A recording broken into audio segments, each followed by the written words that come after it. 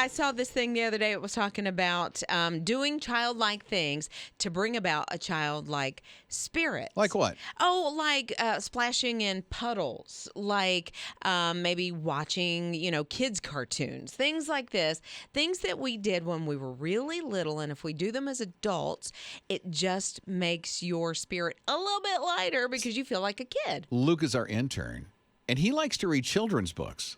I do. I like to go back and read children's books because it reminds me of some of the stuff that I lost as a kid. Because sometimes you don't remember all like the fun stuff you would do with your siblings or your parents. Favorite book? Which one?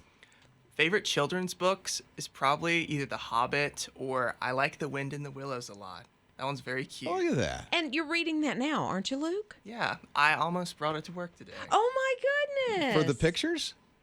The pictures are still a little hard for me to get through. I have to take some time on them. You gotta read all the words that are in it. And let me tell you, Jake is a kid at heart because he still gets lightsabers. Wow. Oh, yeah. Luke's over here trying to be philosophical. I'm like, no, let me get a lightsaber. Yeah, but the thing is, he has a roommate. Ben is his roommate, and I'm so wondering if Ben has one and you do lightsaber battles in the living room. No, but his birthday's coming up, so we'll see. Hey. I gotta say, Jake, didn't you get a lightsaber recently that was not a childlike price? Yeah, that's what I'm saying. Wait, how much? I can't disclose that on air. Okay, well, okay. Can Couple of bills. Can I ask? Over $100? Oh, yeah, it's a fancy lightsaber. Over $200? Over under. I mean, it's not that Plead the expensive. fifth. Plead the fifth. I'll plead Okay, the fifth. so it's close to $200 for a lightsaber. All right. You're listening to Rob and Lizz in the morning. His radio. Those childlike things that you like to do today. It's Rob and Lizz in the morning. So Ninja says that she watches Bluey while doing this. Embroidery. Oh, my goodness. So you're doing your grandma thing and your kid thing all at the same time. Yes, and it just makes me so happy. Watching Bluey. What is Bluey? I know it's a kid's show. The dog? Yeah. Bluey the dog. You mean Blue's Clues? No. Bluey. So you've got Bluey, Bingo, Mom and Dad. They're set in Australia. Oh, my. Rob needs to watch. No An clues? episode. No clues at Can't have a all. dog named Blue without clues. Okay. Bluey. So, and then there's Scott. And Scott is like into the old Looney Tunes cartoons. Bugs Bunny, Tom and Jerry, I watched that a lot. I learned a lot from those cartoons, too, like opera. Remember the Bugs Bunny opera? What's opera, Doc? Scott sings opera because of Bugs Bunny. Cultural. Bugs Bunny was cultural. I haven't watched Bugs Bunny in forever. I feel like we need to take in a Looney Tune hour now. The line of the morning, Bugs Bunny was cultural. Okay, that's the line of the morning. Educational programming at its best. Right? Wow. Tiffany is here at 800-447-7234. What about you, Tiffany? I'm an extremely playful parent. I grew up with 4 brothers. I'm the only girl, and I have 3 sons of my own. And even,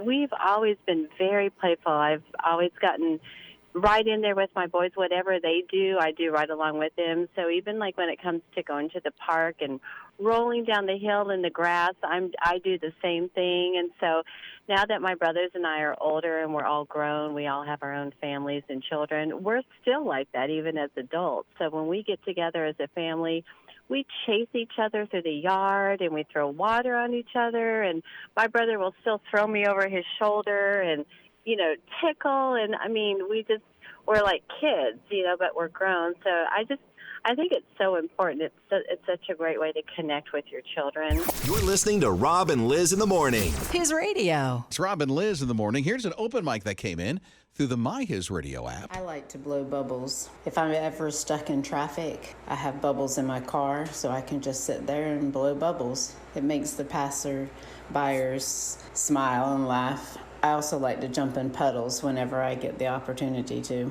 That's great. And you know what? That's a good idea. Have a thing of bubbles in your car when you're stuck in traffic, the next traffic jam.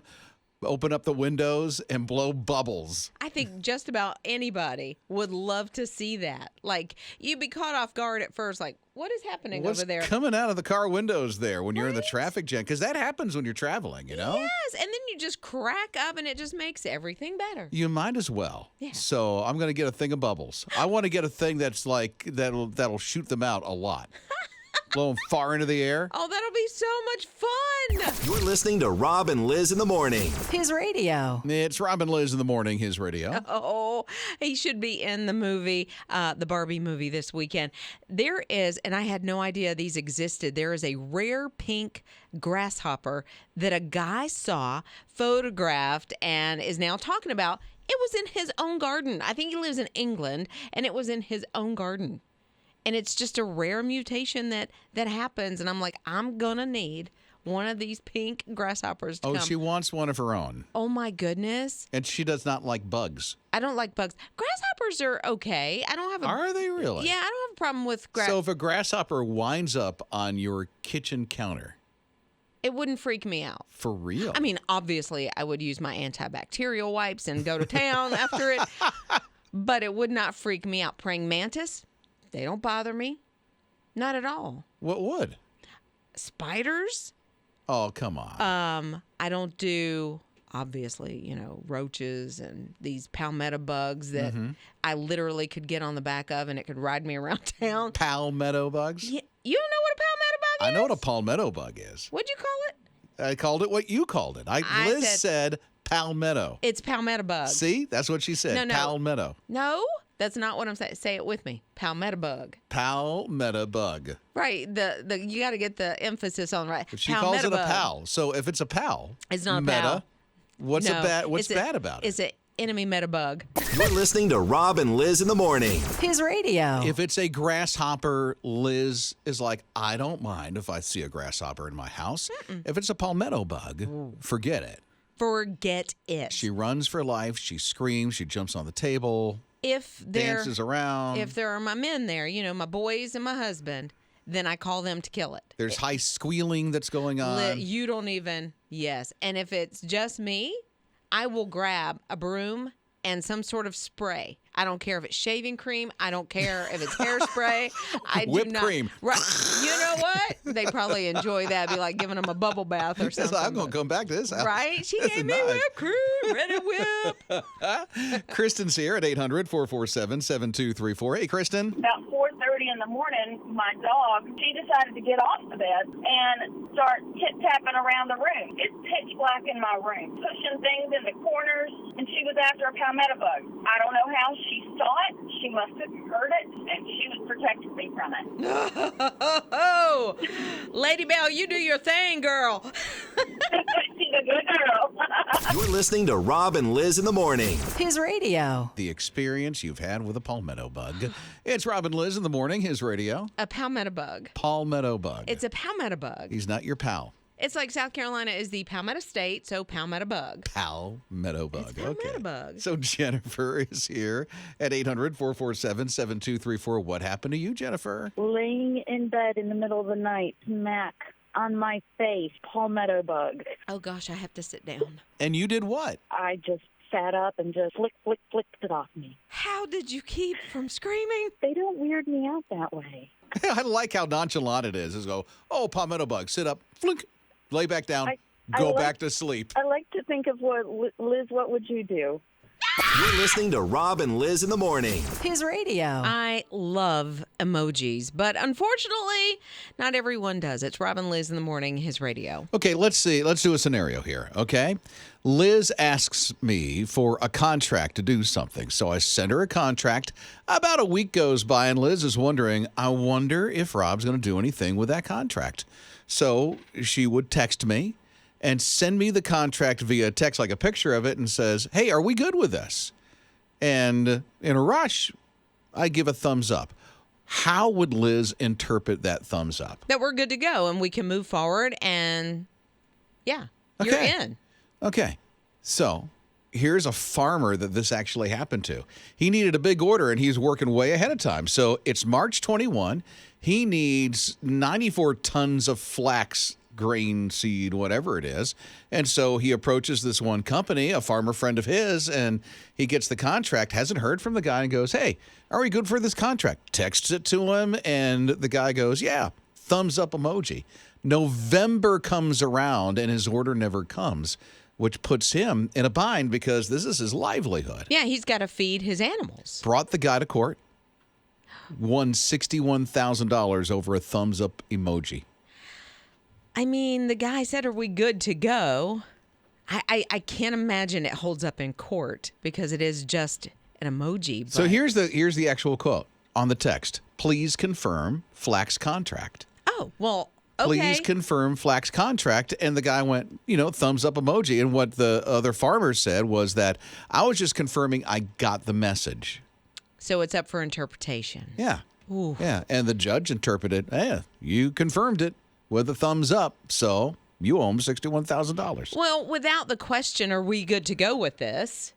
Then I could see favoring in the guy who didn't fulfill the contract because he didn't actually confirm the contract. Usually that takes a signature. It does. Usually but, you have to sign it's something. almost like a handshake.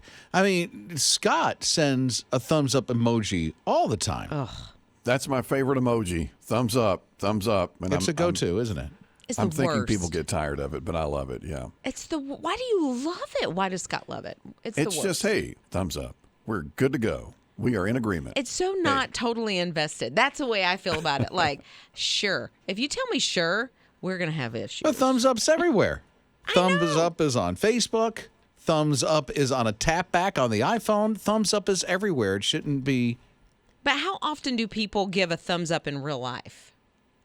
I feel like when I do it, all the time. It's sarcastic. No. I feel like it is because mine is. I mean, if I give you a thumbs up, I'm like messing with you or I'm being sarcastic. Because she's sarcastic with a thumbs up. Everybody is sarcastic with a thumbs up now. Have you noticed? You're listening to Rob and Lizz in the morning. His radio. Some exciting news for Gerber. It's Rob and Lizz in the morning, his radio. Yeah, Crystal saw an advertisement and it was like, enter this contest for the Gerber baby, but it was open to the mom and the baby. So they wanted to know a lot about the mom and the baby, like if they looked alike, kind of a little bit about the story. And so Crystal and her husband, their little girl, her name is Madison. She goes by Maddie. She has been chosen as this year's Gerber baby. And that kid is cute. I can imagine. All babies are, but still, this All Gerber baby. babies are. Oh, my goodness gracious. Those cheeks and those thighs, those little fat, chunky thighs. Love them. I've seen some images, and the eyes are very similar to the original Gerber baby eyes. Oh, yes, a little bit. They're very, and I think that's part of the Gerber baby maybe protocol is they want those great big expressive eyes. The original Gerber baby, I want to say her eyes were blue. This baby, her eyes are just this chocolate brown. They're gorgeous. They are. So she is representing military families because the Gerber baby's dad is a lieutenant colonel, I believe, and then her grandfathers were also in the military. Really? And so that's kind of who she's representing this year.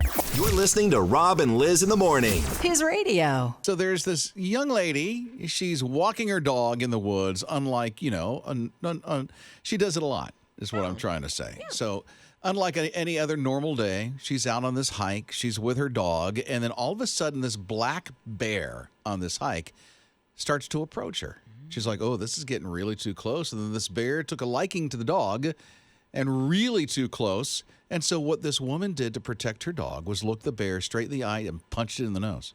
Oh, my goodness. Yeah. I mean, it sounds like a cartoon or a movie, but wow, that she stuck around and right in the face, man. Now, she did get bit, and then the bear went away, so she had to go to the hospital, but she saved her dog. I called her a young lady. She's about 64 years old.